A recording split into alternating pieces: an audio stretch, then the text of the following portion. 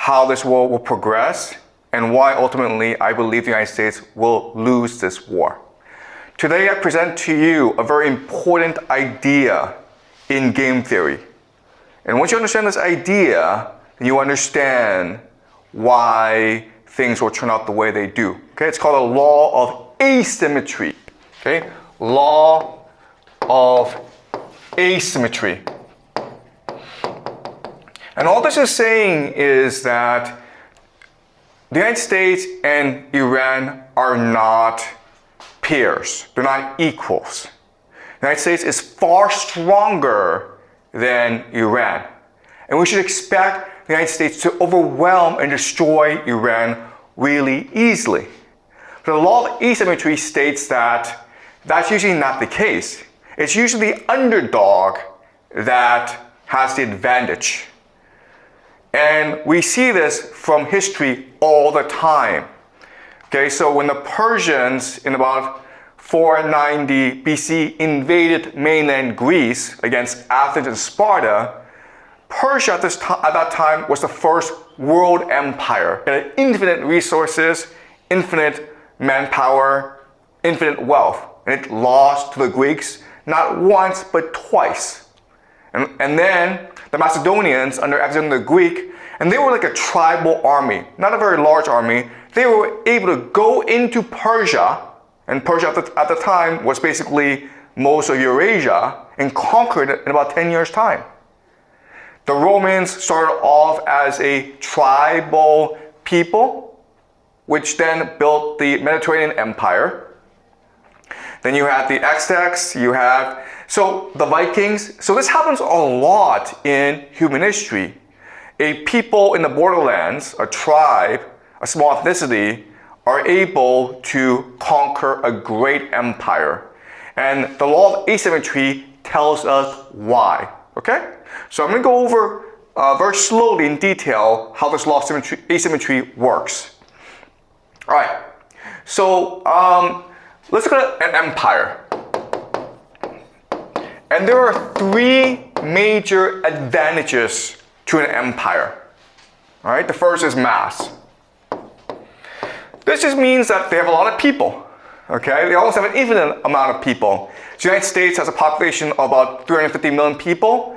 But remember, the United States can also draw on the populations of its allies, which includes the Five Eyes, the Anglosphere, but it also includes Europe. It also includes East Asia, South Korea, Japan, basically wherever the Americans have a military base. Right? So most of the world are either allies of the United States or vassals of the United States. So the United States can basically draw on in billions and billions of people for its wars. Okay? So it's mass. Second is the idea of organization. Organization just means a hierarchy of bureaucracy and elite that allows you to organize your resources and your people in order to generate wealth, which is basically science and technology, okay? Science and technology, which leads to the most advanced weaponry, okay? So think about the United States, how they fight this war. They have these satellites that provide for precision targeting. They have these airplanes, these B-2 bombers, F-15s, that are the most advanced weaponry ever in human history. Okay? So organization. And the last great strength of the empire is the idea of death. Death is the idea that because your people are infinite, because your organization is so strong, because your resources are so vast, you can afford to lose many, many wars, okay? It's not a big deal if the United States loses this war in Iran. If they want to go back, they can go back with even more soldiers, even more weaponry, because their wealth is infinite, okay? So these are the three major advantages of an empire. And in theory, because of these advantages, an empire should be invincible and eternal. But we know for a fact that all empires fall, and they fall very, very hard. And quite honestly, they don't last a very long time. Maybe 28 years, maybe 300 years. for most empires. That's not a very long time. So we need to better understand what's going on, okay? Why is it that an empire with these vast resources, they all fall in 200 years, 300 years, okay? All right, so what we need to understand is that all these advantages are ultimately disadvantages in the long term, all right? So let me explain what I mean. Mass, you have a lot of people, okay? When you have a lot of people, you create a lot of inequality. Why? Because there's competition for resources. There's too many people, okay? And this often leads to debt and slavery.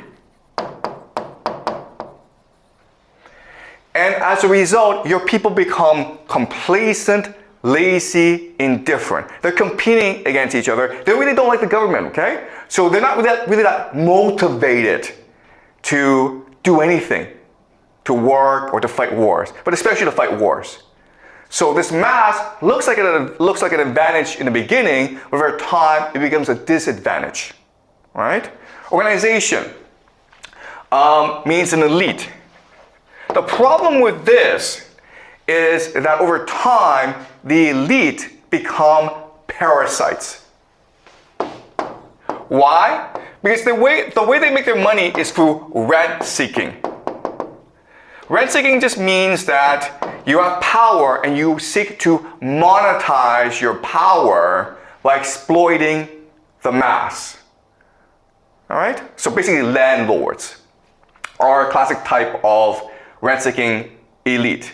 And so they don't really work, but they make a lot of money because they own the land, because they control all the resources, because they control all the capital. And that forces the mass to go into slavery, to go into debt, which is what's happening in America today.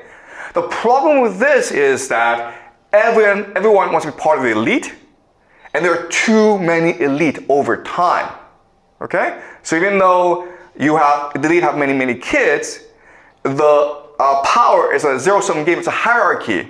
And so this leads to the idea of elite overproduction, okay? Elite overproduction. This is a term coined by the historian Peter Turchin, okay? And his theory is that you have turmoil, you have wars, for example, the French Revolution, for example, the fall of the Roman Republic, because there's too many elite and they start wars to accumulate power for themselves, okay? So this organization, this elite, leads to basically factionalism or infighting. And that's what's happening in America today, where the Democrats and the Republicans, they hate each other, they refuse to get along. It leads to political polarization, okay? So another saying this is that an empire over time becomes insular. They don't care about what happens outside the world. All they care about is what happens in Washington, D.C., and as a result, they make a lot of stupid mistakes, okay? All right, now the last thing is death. Okay, the problem with death is that if there are no consequences to your actions, you become arrogant, you become lazy, and you become incompetent, okay? Because you don't care. It doesn't really matter. And this leads to the idea of hubris. Okay? Hubris is just blindness to your own arrogance, a violent arrogance that makes you make silly mistakes, but you don't recognize your mistakes and you keep on repeating the same mistakes over and over again. Right? So, yes, it seems like the empire is invincible, but if you actually think about it, the empire, its advantages becomes over time its disadvantages, which will lead ultimately to its downfall.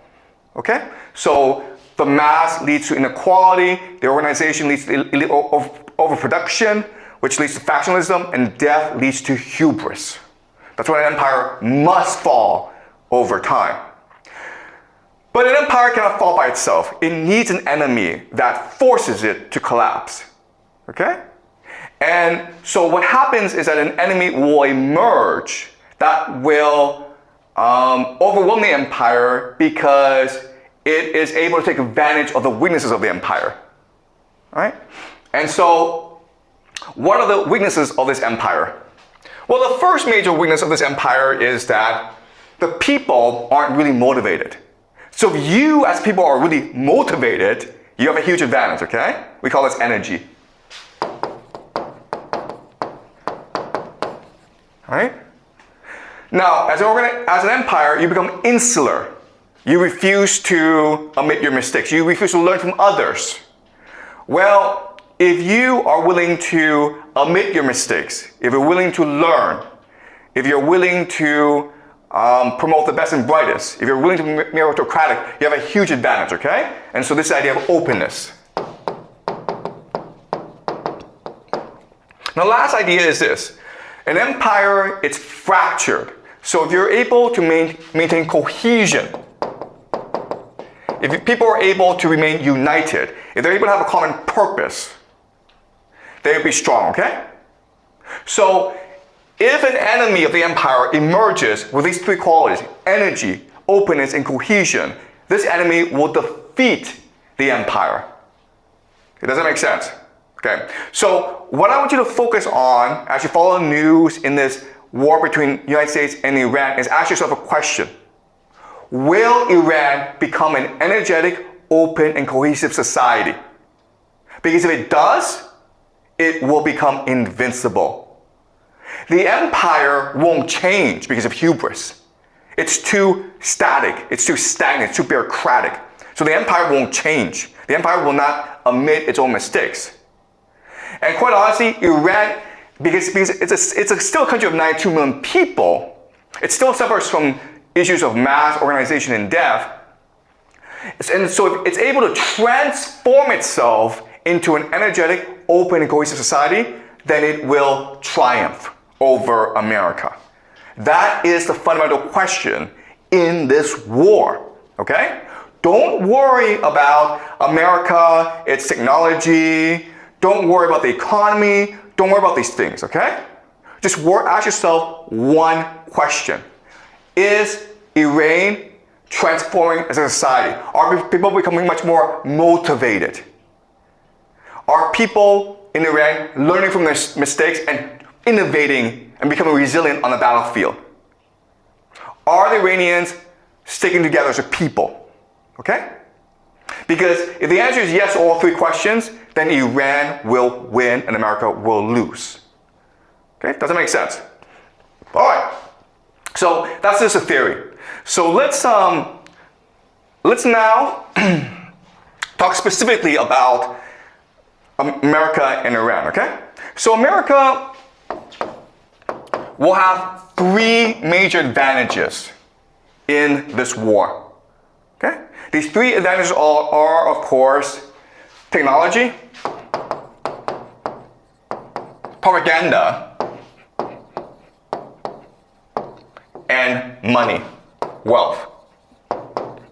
These are the three major strengths of the American empire.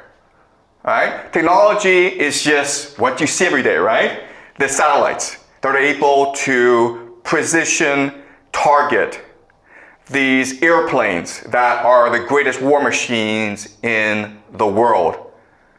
Okay, so America is home to the greatest scientists, the most advanced weaponry. Okay, that's just technology. Propaganda means that America controls information space. It controls the internet. It controls the world's most powerful media, including the New York Times, CNN, BBC. It controls YouTube. It controls Google. It controls information landscape. America does not want you to know something. It can hide it from you. America can control the discourse. It can control how you think about the world. That's propaganda. The last thing is money. Okay? And it's a very simple idea. The United States controls the US dollar, which is the reserve currency of the world. And the United States can print as much US dollars as it needs in order to win this war. It has an infinite money printer. Okay? And then it can use this money to bribe people to fight this war, right? It can pay for mercenaries. It can bribe ethnic minorities to rebel against the government in Iran. It can bribe Iranian officials to betray the government, okay? So, looking at these three things, you would think that America is invincible, right? But again, we need to think about the law of asymmetry and recognize that these advantages are also disadvantages. All right? So let's discuss this.